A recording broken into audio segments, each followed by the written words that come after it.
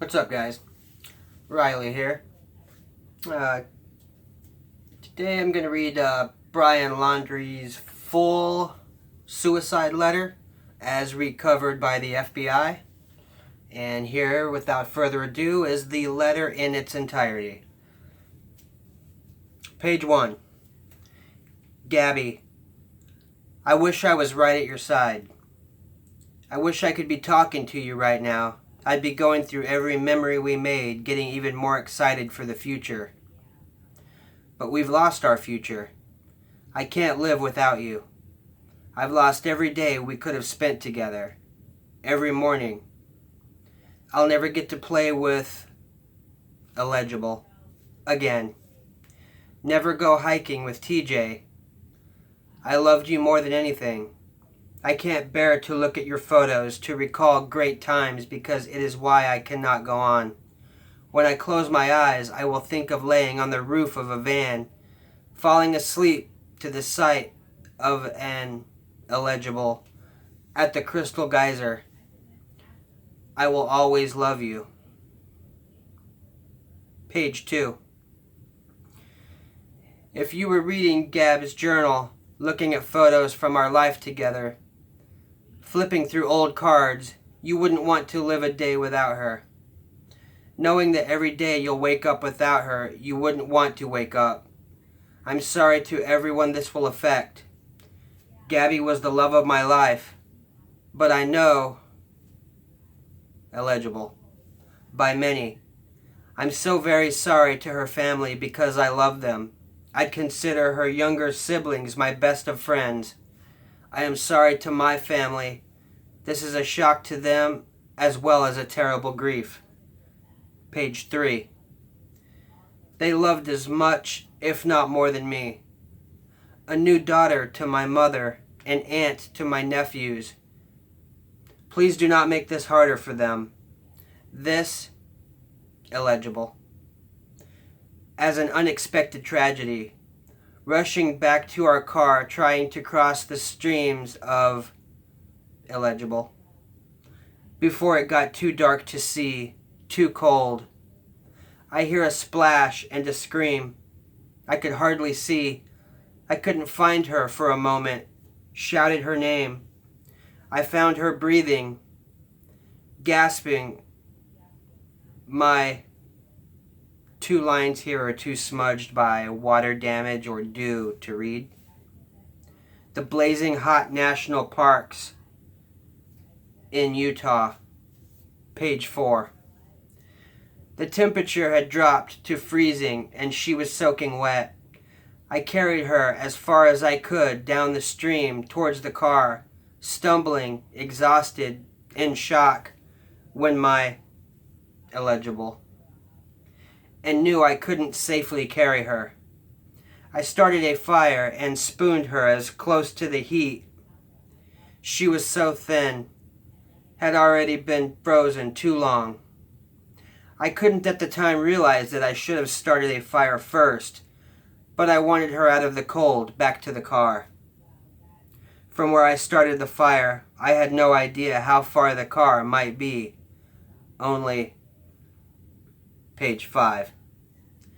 Knew it was across the creek.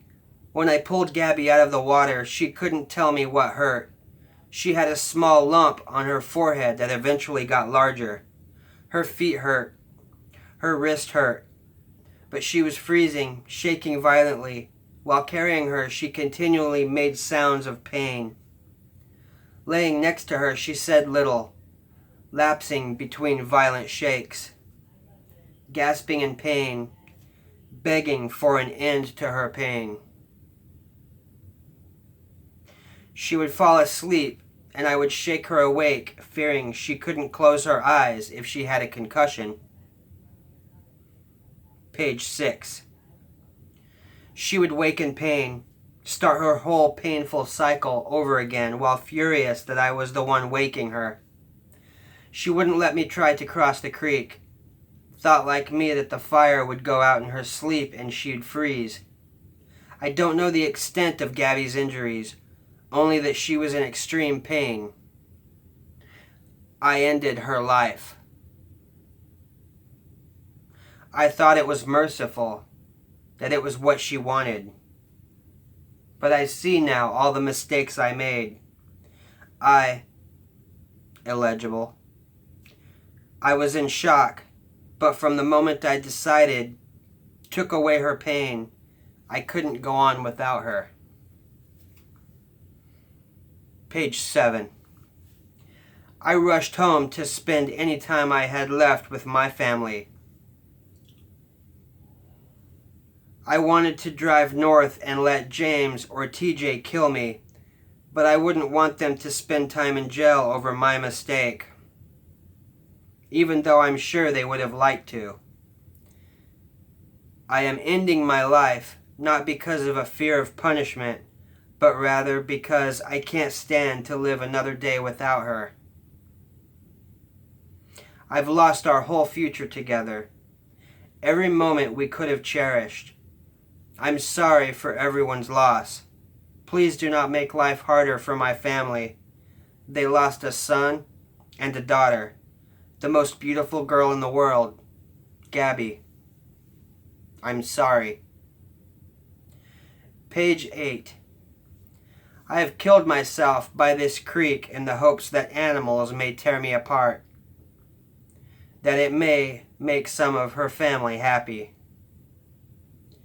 Please pick up all of my things.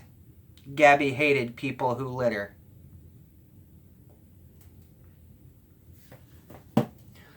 And that's the suicide letter from Brian Laundrie, the man who confessed beyond the grave of murdering the young girl he claims to be the love of his life. Now, this has been said many times, but I have to concur. If you love somebody, you call 911. Jesus, I'm really glad that anytime I was in really bad pain, somebody didn't just murder me. Please, oh God, this hurts. Take the pain away. Stop. Oh, sure, no problem. Let me just choke the life right out of you. I mean, I don't know. There's really not much else to say. I wish animals would have torn you apart too, Brian.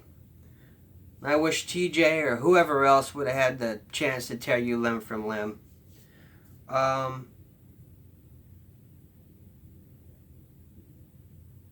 Yeah, nothing else to say. That's the letter in its entirety.